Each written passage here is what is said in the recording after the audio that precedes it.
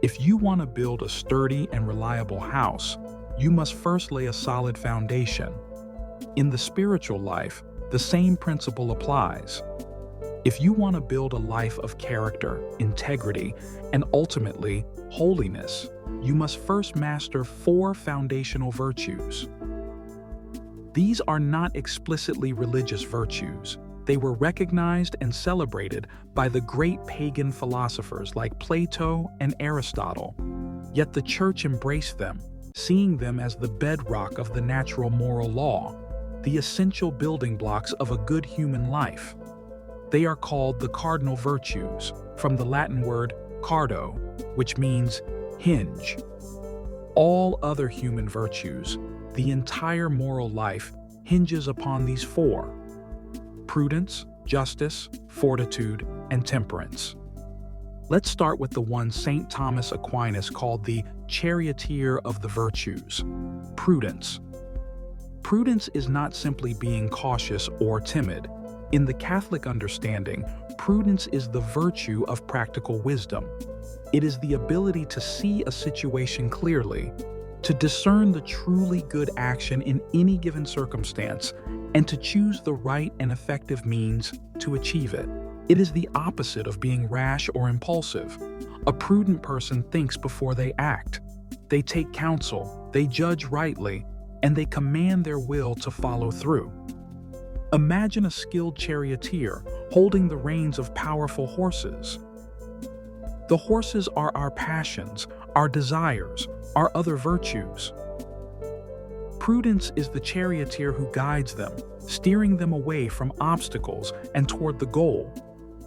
The feel of the leather reins in the hand, the focus in the charioteer's eyes, that is the essence of prudence. Without it, our other virtues can go astray. Courage without prudence becomes recklessness. Justice without prudence can become cruel. Prudence is the master virtue that brings all the others into harmony. But what good is knowing the right thing to do if you don't have the will to actually do it, especially when it affects others? That is the domain of the second cardinal virtue, justice. Justice is the constant and firm will to give what is due to both God and neighbor. It is the virtue that governs our relationships and brings harmony to society. The classic image of justice is a set of perfectly balanced scales. The feel of those cold, hard scales, resting in perfect equilibrium, represents the ideal of justice. Justice toward God is called the virtue of religion. It means giving God the worship, honor, and obedience that we owe Him as our Creator. Justice toward our neighbor means respecting the rights of every person, paying our debts, being honest in our dealings, and working for the common good.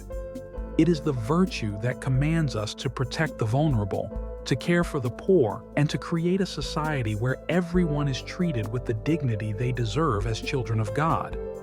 But standing for justice is often difficult. It can be costly.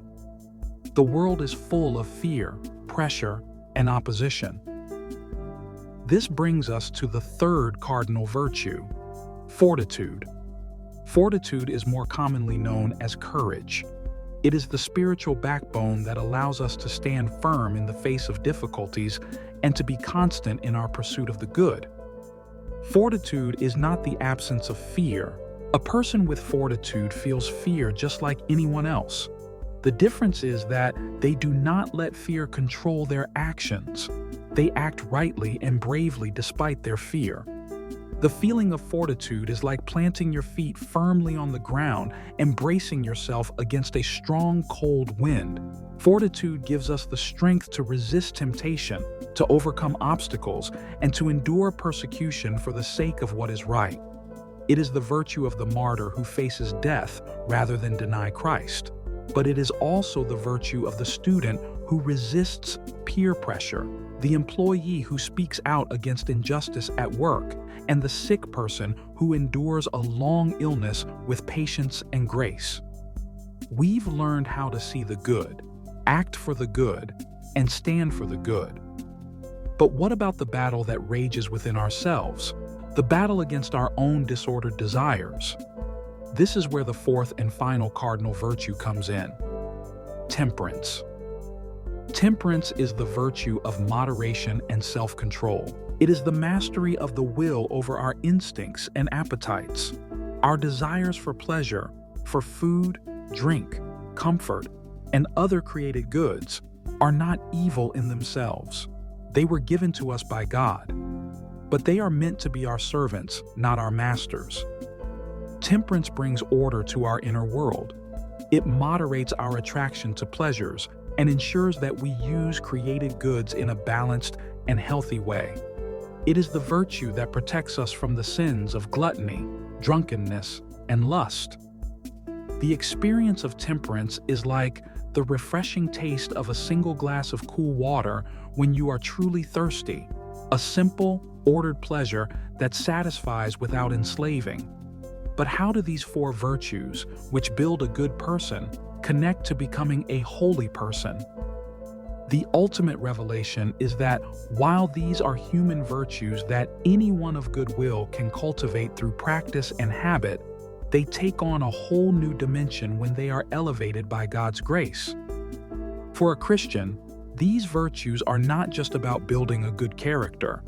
They are about preparing the soul to receive the three theological virtues of faith, hope, and charity.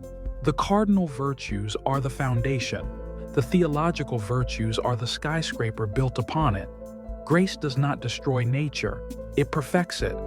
God's grace builds upon the good human foundation that we create through the practice of prudence, justice, fortitude, and temperance. A person who cultivates these virtues becomes free from the slavery of their passions, free from fear, free from the chaos of a disordered life. They become the master of themselves, and only a person who is master of themselves can freely give themselves as a gift to God and to others. This is the foundation of a life of joy, peace, and purpose. This is the path to becoming the person God created you to be. If you want to learn how to build a virtuous life, consider following our channel.